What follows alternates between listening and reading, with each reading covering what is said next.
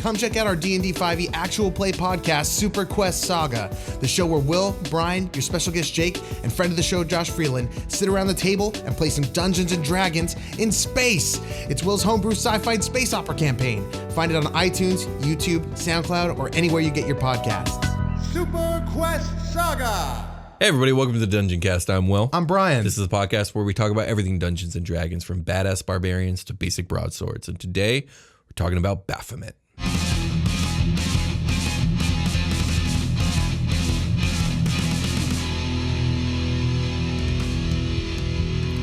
The Dungeoncast. Hey Brian. Hey Will. How you doing today? I'm doing good, man. You got it in one. Got it in one. So let's talk about Baphomet. All right, so in D&D, before we started today's episode, you kept calling him Baphomet, and now every time I'm about to read his name, I keep almost saying Baphomet. Because sometimes we say the words wrong on the show. Yeah. And all the time. Yeah, and so just keep the tradition alive. So in D&D, Baphomet is one of the major Demonlords of the game. He is infamous for his nearly unrivaled penchant for slaughtery and savagery. Baphomet rules over the 600th layer of the abyss, known as the Endless Maze. He is worshipped by those who wish to break the confines of civility and society and unleash their primitive and bestial nature. Okay. Baphomet and his worshippers envision a world without restraint where all live out their most savage desires. Baphomet is also known as the Horn King, the Prince of Beasts, and the Demon Lord of Minotaurs. Okay, I was gonna ask because there's everything was laid out for the Minotaur tie-in, and yes. there it is. It's written in stone. It is. Nice. Yes, he's very, very closely tied to Minotaurs. Tell me about Baphomet. All right, so Baphomet is depicted as a man-like demon standing somewhere between 12 and 20 feet tall. Ooh, 12 and 20 feet? Yeah. There's an 8-foot discrepancy on how tall this guy is? Most sources said he's 12 feet, but there was a couple from 3rd edition that said he was 20 feet. That was the dude telling the tall tale, like, I caught the fish that was this fucking big, dude. That's exactly it. So, I saw Baphomet, he was so fucking tall. So he's obviously between one of those two. It's a tavern story. He was 20 feet tall and he really liked mazes. Yes. So his body is a hulking and lumbering mass of corded muscles covered in thick, coarse black hair. His head is that of a fiendish bull. His eyes glow a malevolent red, and his maw is soaked red with blood. His enormous black horns curve downward and outward. Upon his head, he wears a crown that bears the skulls of his defeated enemies. His legs and tail are that of a bull. He wields an unholy glaive named Heartcleaver. Nice. All in all, he essentially looks like a way over the top death metal album cover. Yeah, that's very that's much pretty much so. it. Is he more like a cut, like muscle man, like big upper body, little waist looking guy, or is he like bloated? I neither. I think he's in between. I think he's just really buff. I wouldn't say he's bloated. So he's not like, you know how they do like the bloated kind of drawing. Yeah, I know what you're talking about. It's muscular still. Yeah, so he's just thick. Yeah, he's very thick. Tree stump of a demon lord. Indeed, exactly. So the origins of the Prince of Beasts are a bit of a mystery. It is widely believed that, very much like Orcus, Baphomet began life as a mortal. What kind of mortal, no one knows. Not even Baphomet himself remembers what he was before his current form. Some speculate that he was once a man whose feral nature led him along the path of the beast. Okay. Others say he was a beast with a strange and wretched aspiration of living life as a man. Some tell that Baphomet was a man who dared treat the gods as cattle and was thus cursed by the gods and thrown deep into the abyss. You can't keep us as sheep, man. What does that even mean? Like, yeah, he dared to treat the gods like did he just think about it? Like, oh, yeah, gods suck. They should be like cattle. I just wish I could pen you all up and milk you. Or and the guys were like, "Whoa, fuck that guy." Did he talk about it a whole lot, or did he do it? He must have. You know what? He must have been like Soapbox Johnny, just preaching how the gods are like cattle, and the guys were like, "Whoa, we can't have this guy out here." Somebody snatch that fool. Pretty much. So him and Soapbox Johnny in a cell together. Here's the question: was Baphomet Soapbox Johnny in life? That would be interesting. We'll never know. Soapbox Johnny became just a beast of a man. Yeah, indeed. So in the mind of Baphomet, it does not matter what he was before he came to gaze upon the abyss and feel its entropic caress upon his soul. All that matters is that he has now become. He knows that he was not cursed by the gods, for what curse was it to make him into a powerful demon lord? He's a born again demon. He's like, lord. This is everything I ever wanted. Yeah. So yeah. Well, was he probably a demon before? Don't you like rise the ranks of demonship? Theoretically, yeah, he would have had to rise the ranks. Yes. Exactly. So maybe Soapbox Johnny converted to demon, and then just after thousands of years of preaching against god cattle, it's true. He became the Finally Baphomet. Okay. Exactly. That's the origin of Baphomet. There, you got it here. Moving on. So Baphomet is considered to be the embodiment of virility, strength, and savagery. Yet this is also known to be tempered with a keen-minded intellect. He's a being capable of rutting and ruining entire worlds, and yet he's also gifted with the capacity of society and structure, even going as far to exhibit behavior akin to a scientist or a scholar. Okay. So much like Minotaur, it's very strange. Much like Minotaurs, Baphomet is defined by his dichotomy between being beast and man. But unlike Minotaurs, he's not hampered by the shortcomings of either, and he harnesses the strengths of both. This is making me think about Beast from X-Men. He's like in a lab coat. Yeah, except for an extremely evil and brutal beast from X-Men. When Baphomet gets home, or Baphomet, for those of you who are cultured, gets home, he walks through his maze and he hangs up his bloody heart cleaver and he puts on a lab coat and he just starts doing science. Yeah, kind of. That's actually not too far off the truth. Yeah, it's just the center of this maze is a lab.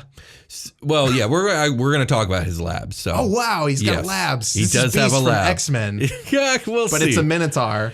So, as I said before, Baphomet rules over the 600th layer of the Abyss, known as the Endless Maze. This is so arbitrary. This layer is an infinite and sprawling labyrinth of twisted corridors and eternal hallways, from narrow crawlways barely a foot in diameter to grand vaulted promenades thousands of feet in scope, from crude and eroded stone ruins to intricate and immaculate walls of marble and granite. That's cool. The endless maze stretches in all directions and is often marred by great swaths of blood, mangled bodies, and gruesome remains of battles between demons, beasts, and men. That's a lot to paint a picture from. That's a good ground for like going here. Yeah. I wonder how they know it's the 600th layer of the Abyss, because like I said, it's like such an arbitrary number, but I bet the layer of the Abyss is the one that's like, I am the 600th layer of the Abyss. Well, no, I think it's stated that like all the numbers are kind of arbitrary. It's like they're ordered in number of discovery kind of deal. Oh, right. Not in their birth, not in their like making. Yeah, exactly. We've probably talked about that. We did in the Abyss episode. It's all good. There's so many episodes. So long ago, too. Some areas of the maze open up into seemingly vast open-aired regions with cloudy skies.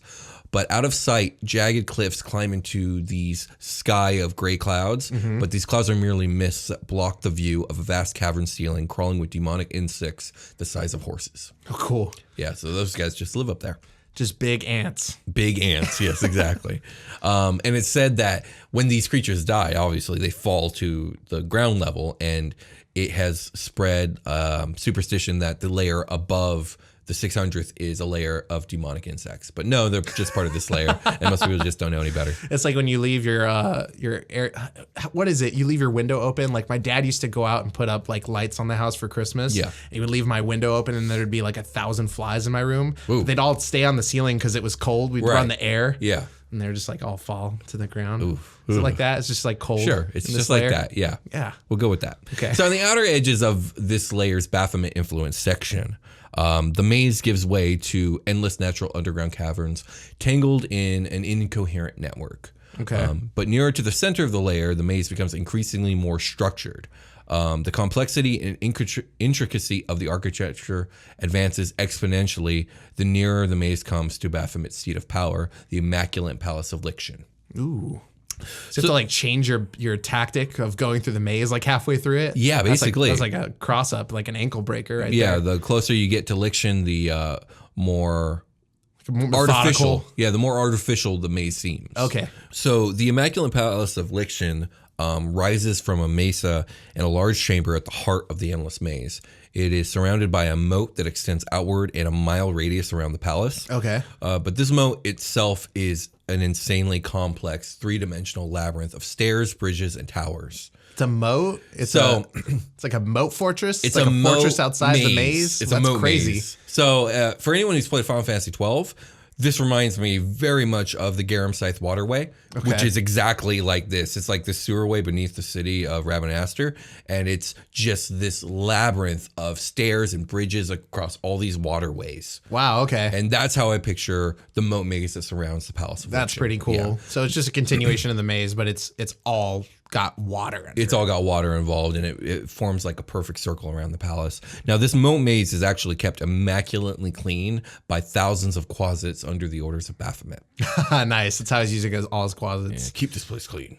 The Palace of Liction itself is actually a mystery, as its interior layout is unknown to all but Baphomet himself. But it is said that the sheer number of portcullises that open from the foundation of the palace, remember the palace is on a mesa, so we got portcullises at the bottom of this mesa all around, just hundreds of them. So you have like, you're walking through this organic maze, then it becomes an artificial maze, and then you're on a moat, and then you have to like climb the mesa. Basically, yeah. Okay. And you got to deal with quasits. Quasits are the lower level demons, right? Yeah, but they're just cleaning. Like, there's other creatures there, too. Yeah, but they'll fight your ass with the broom. They've all Yeah, got of tavern, course they will. Tavern Can you brawler imagine feet. A janitor squad of quasits? I love that. It's amazing. Filth. New filth. Clean the filth. Clean the filth. They're just all trying to scrape you to death. But like, as I was saying, it's said because of the sheer number of portcullises that open from the foundation of the palace, it indicates that the dungeons below Liction may hold one of the largest collections of exotic and dangerous beasts in all of the cosmos. Oh, cool. That he unleashes from his many portcullises. Oh, what a fun thing. It's I like, know, look it's at really them traversing my maze Yeah. successfully. Release the beast. Release the kraken. Yeah. It's a land kraken. Exactly. It's just like a big crab. I don't know. Sure, why not? Let's take a short rest. Okay.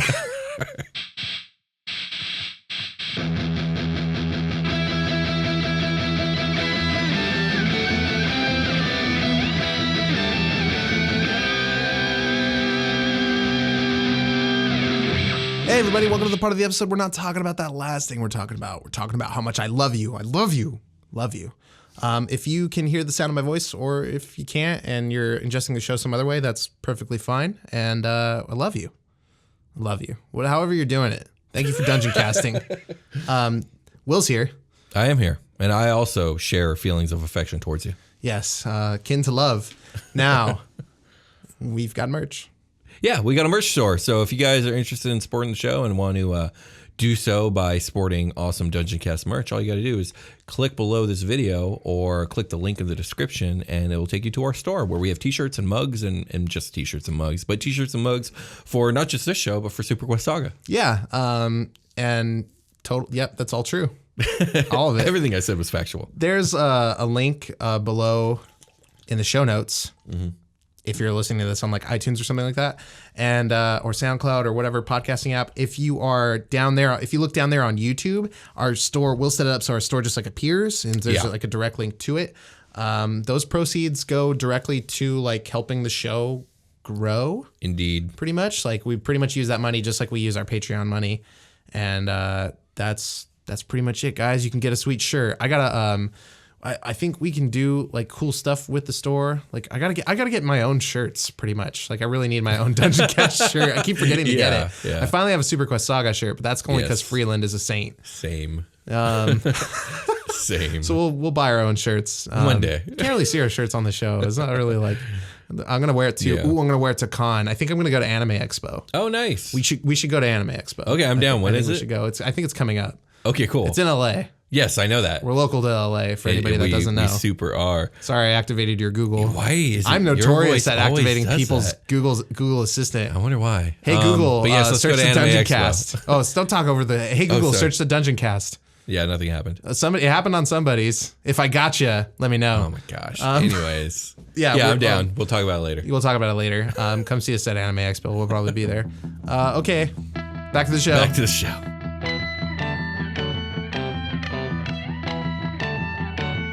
All right, so we've returned. We've returned to the endless maze, and near the Palace of Liction is an enormous tower of brass and iron known as the Tower of Science. There it is, the Tower of Science. All these demon lords have really cool like spire towers. Yeah, it's a common thing. It's like I guess that's part of becoming a demon lord. You get a tower. You get a tower. So this 300 foot tall, 100 foot in diameter tower has 16 floors, each of which is dedicated to a different quote-unquote science that Baphomet holds dear. Devotions of torture, death, skinning, taxidermy, vivisection, dissection, flesh grafting, breeding experimentation, and construction of new skeletal frames all count among these sciences. All the darkest sciences there are. Yeah, of course. Cloning going on in there. So that's where he's making his like monstrous His creatures. super beasts, There it is. The Dungeon Master's treasure trove is like, Indeed. What crazy thing can you come up with? Exactly. I saw some cool like a Thomas the Train style monster. It had like crab legs. It sounded like people were mad about it. It's like a weird meme. Yeah. So below the tower, scholars whisper of Baphomet's flesh pits and bone gardens, where the Prince of Beasts endlessly attempts to create new demonic life. Baphomet is directly responsible for the creation of more than a few demonic species, such as Bulezau, Goristros, and Inkashars. Now, Goristros are the ones I'm more familiar with than the other two, and the fact that he's behind them is pretty impressive because they're just a shade weaker than Balors. Which are like one of the most powerful, yeah. I'm going to have to brush up on my rankings. I think one Goristro is like a challenge rating 17 or something like that. And he's just making these boys. Just making them. Yeah, but they look like giant bull demons. They're really dope looking. Coming out of fleshy pits. Indeed. Flesh pits are like armpits, but they're just like in the ground. Sure. But these successful creations are said to pale in comparison to the monstrous failures that flop and sputter in Baphomet's damned vaults. And some creations are said to be so horrendous that even Baphomet would see them locked away forever in an unmapped, pitch-black labyrinth below the tower known as the Maze of the Misbegotten. He walks into his flesh pit room and he's like, what are we making today, boys? Oh, no, that needs to go away. Should we kill it, master? Lock it away. In the Maze of the Misbegotten. I never want to see that thing again. Here, these unnamed horrors are released to never see the light again. Okay. So, yeah. It's so that he doesn't just evaporate them because, like, you got to run into it if you're a party. I think it's more along the lines of, yeah, he doesn't want to destroy it because he's proud of what he made, but also that could be a threat to me, so we have to lock it away forever. I love it, but we have to put it in the dungeons. Exactly. I love it. Good job, everybody, but that thing can't be up here. Oh, man. I think Baphomet's become my new favorite Demonlord. This is great. All right. So the two other major locations in the Slayer of the Abyss are the Field of Brass, where Baphomet pits beasts, prisoners, and slaves against each other in gladiatorial combat, and the Bone Castle of Pale Night. So now Pale Night, we talked about her in the Gross episode, is a Demonlord in her own right. She is known as the Mother of Demons and is Grotz's direct mother. Okay. Yeah. So she has a unique alliance with Baphomet, who allows her a sizable portion of his own lair as her domain. Though the two of them have never actively allied themselves in endeavors of conquest, it is said that Baphomet allows her this lair in exchange for a defense pact. If anyone attacks either of them, the other will rush to their aid. So some say this respect Baphomet pays to Pale Night is uncharacteristic and whisper that the two may in fact be lovers. Well, I mean, also he's got to focus on science, and somebody's got to have his back while that's happening. That's true. But she wants to live in the pool house really bad because it's a super nice pool house.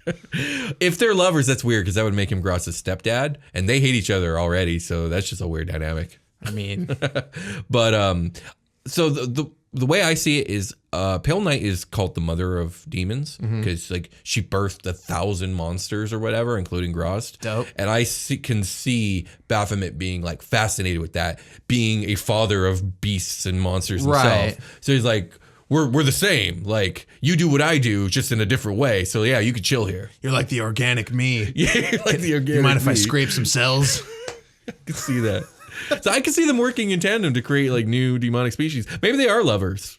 Maybe. I mean, it's there for you. It's low hanging fruit, right? True. Yes. So outside of Pale Night, Baphomet essentially has 0 allies. He holds enmity against Demonlords Grost and Malekith. But the hatred and rivalry between the Horn King and Yunagu, the Demon Lord of Knolls, is the stuff of legend. The two have warred with each other for as long as either can remember, and neither can even recall the origin of their feud.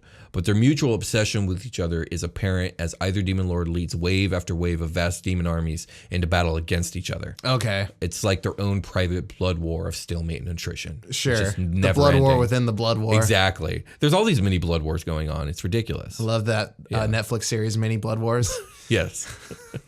So amongst mortal kind, Baphomet has a fair share of worshippers, though he pays them very little attention. The bulk of his faithful are, of course, Minotaurs, which, depending on your setting, were created by Baphomet and in his image. But there's also a humanoid cult of Baphomet worshippers called the Temple of Redemption.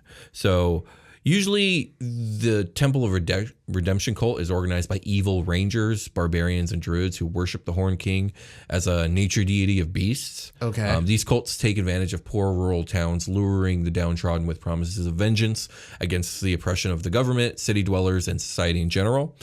They wish to emulate Baphomet's primal state of being, and they engage in rituals of murder and depravity, including the blood ritual that transforms themselves into Minotaurs. Okay, cool. So yeah, any questions about Baphomet before we take a visit to his lair, his region, his madness effects, and of course his stat block? That all sounds like a lot of fun. Let's talk about those things. Lots to talk about. So let's start with the regional effects because I feel like that's most appropriate. So regional effects, you're in the abyss. Shit's bad. Yeah, shit's really bad. So regional effects. A region containing Baphomet's lair is warped by his magic, creating one or more of the following effects.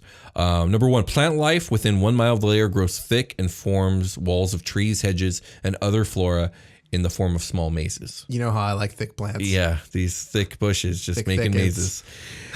Beasts within 1 mile of the lair become frightened and or disoriented as though constantly under threat of being hunted and might lash out or panic even when no visible threat is nearby. Okay. That's a pretty good one. He drives beasts mad. Yeah. Lastly, if a humanoid spends at least 1 hour within 1 mile of the lair, that creature must make a DC 18 wisdom saving throw or descend into madness. Or have a panic attack, because that's just what everybody's doing here. Yes. What is panic attack but mild madness? So madness... here's the madness chart. So you roll a D100 if you go mad due to Baphomet's presence. Oh shit! A giant geyser appears. 1, 2, 3, 4, 5. So there's 5 separate effects that can happen to you. Or so you're rolling what? A D100. You're rolling a D100 and there's like blocks of numbers that so 1 through 20 is what effect, 21 through 40 is an effect. So the way these effects are listed are like in first person. So like this is the madness that comes over you. So you're about to tell me what's happening to you? Yes. Yeah. So the first one is role play it like you mean it. My anger consumes me and I can't be reasoned with when my rage has been stoked.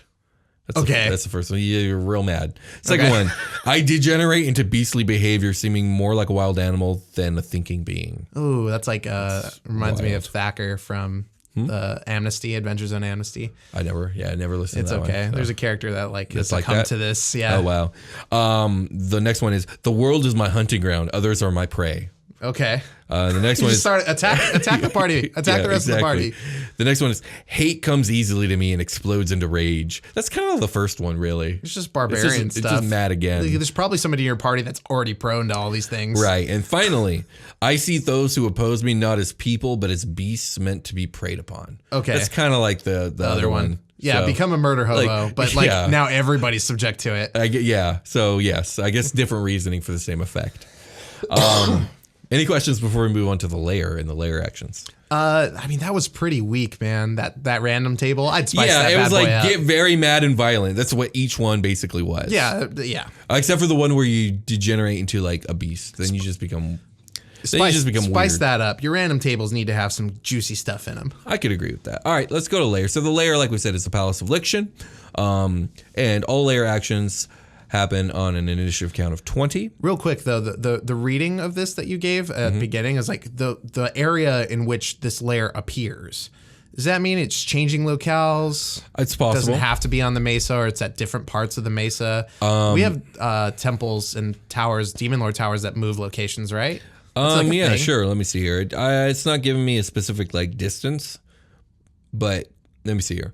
Layers, palace, liction, which is blah, blah, blah, abyss, endless maze, nestled with twisting palaces, immaculately maintained. The palace is a towering structure. Interior is a labyrinth that no one understands. Yeah, nothing about distance. Interesting. Well, the layer actions happen when you're fighting him, so. No, I mean like the very first thing. The regional effects. Yeah. Oh, if you're within 1 mile of Baphomet's lair.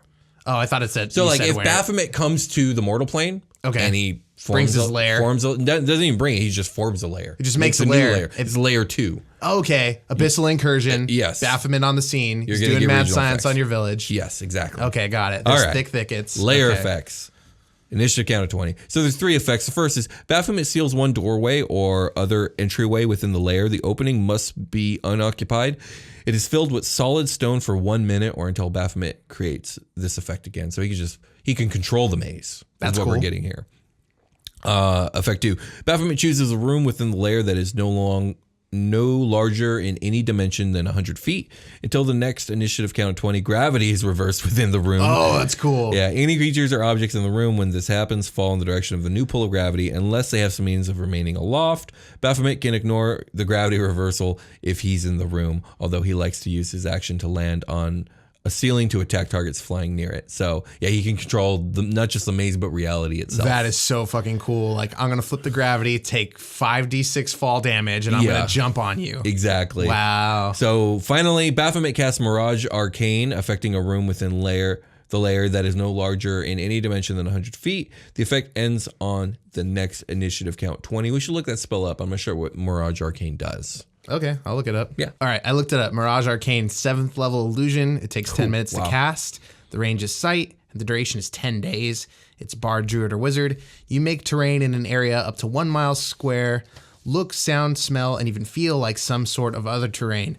The terrain's general shape remains the same, however. Open fields or a road could be made to resemble a swamp, hill, crevasse, or some other difficult or impassable terrain. A pond can be made to seem like a grassy meadow, precipice like a gentle slope, or a rock-strewn gully like a wide and smooth road. So it's a massive illusion. He can do this on any room in his maze, whenever he wants, every turn. The illusion includes audible, visual, tactile, oh my gosh, and olfactory that elements. Would be a nightmare to fight. It can turn clear ground into difficult terrain or otherwise impede movement through the area. So it becomes the thing to you, just like any illusion. What's the save on that? It doesn't have... Is it a wisdom save? Is it a...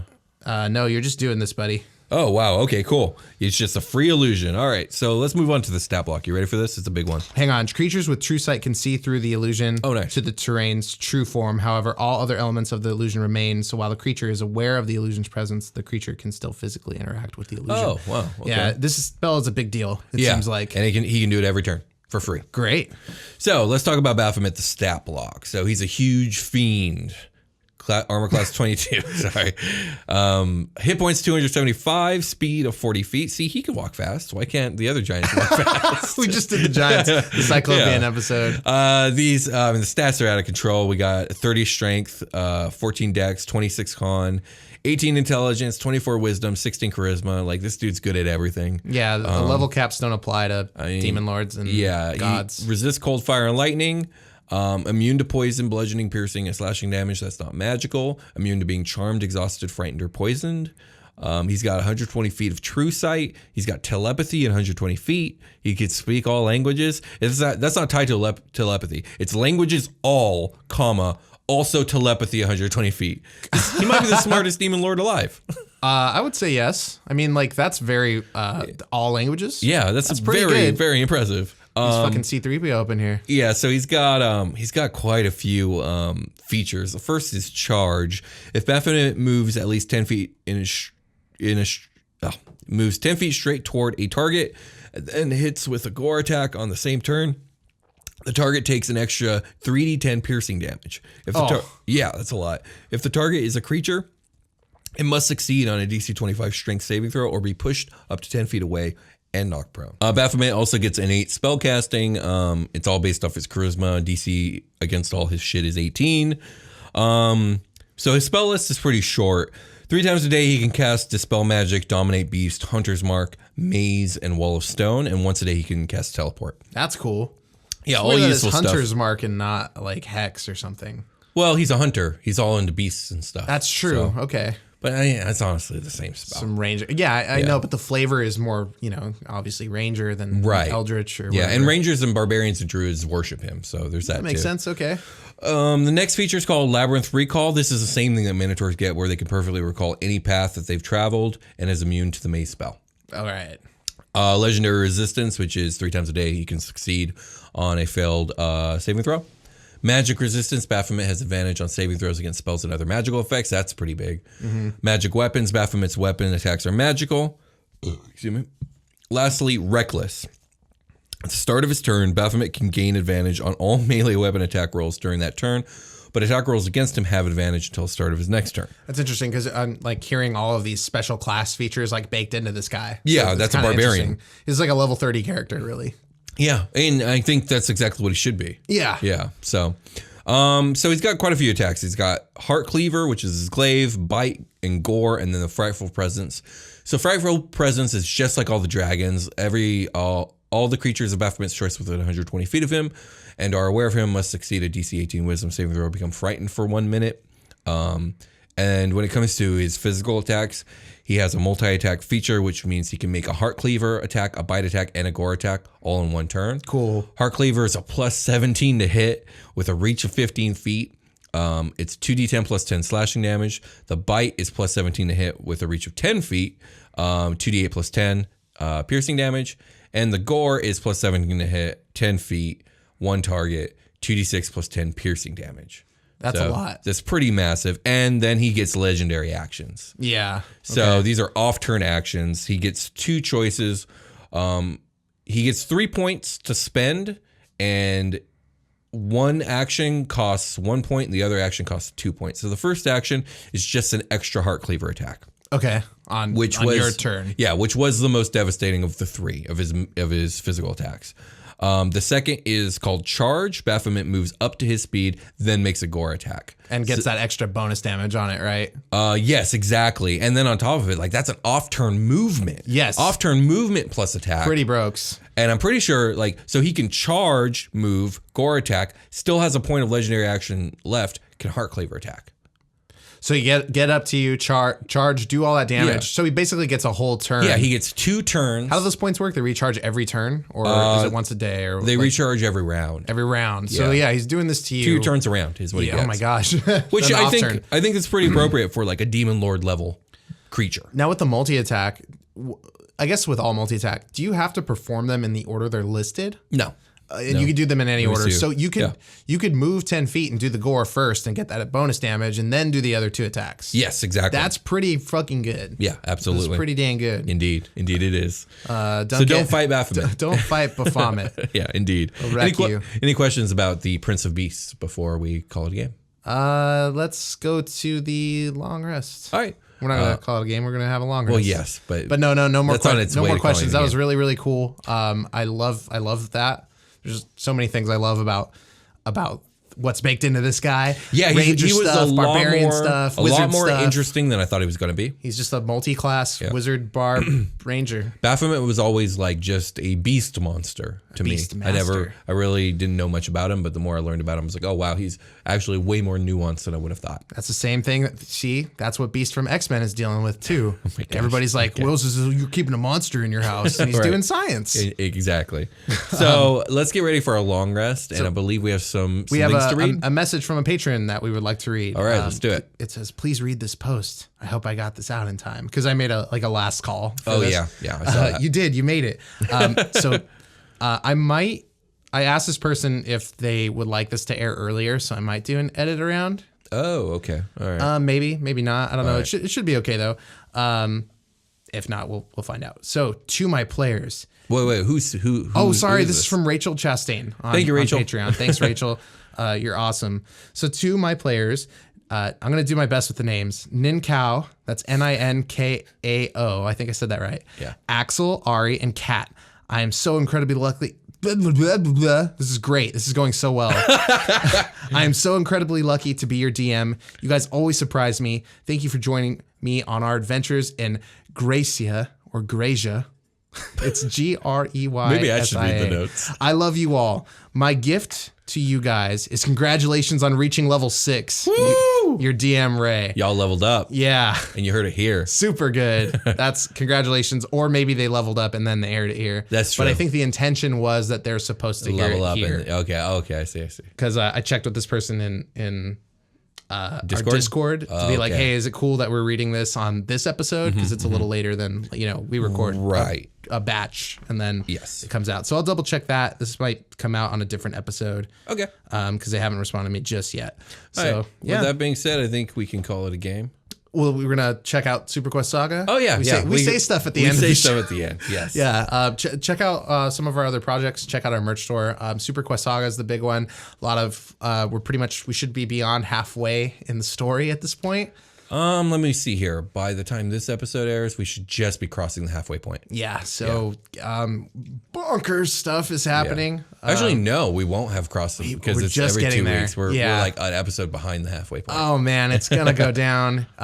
This is great. There's a big chunk of back catalog at this point. We're at like 30 plus episodes there. Indeed. And lots of people are just like tearing through it, leaving comments. As Yeah, a lot of people. It's been crazy. We really appreciate all you guys. Absolutely. We're gonna make more announcements like this on Super Quest Saga just because of some of the things that are going on. Yeah, that's probably smart. And but not too many. So like if you want to hear about Super Quest Saga news, like this is your place. You can find Will and I on social media. Will's on Twitter at the Dungeoncast. I'm on Instagram at the Dungeoncast. And you can email us at thedungeoncast@gmail.com. We have ad space available. We have short rest. It's the end of the episode, man. It's okay. You can put that mic in my face if you want. We have a what was I saying? We have ad space available. If you guys just want to like write into the show, we read all our emails. We'll try to respond to you. And if you're on Patreon, we're opening it up. So if you want to have a message read in the long rest portion of the show, you can do so. And check out the merch store.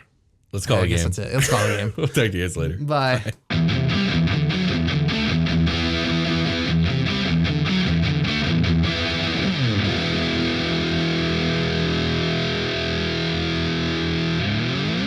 The Dungeoncast.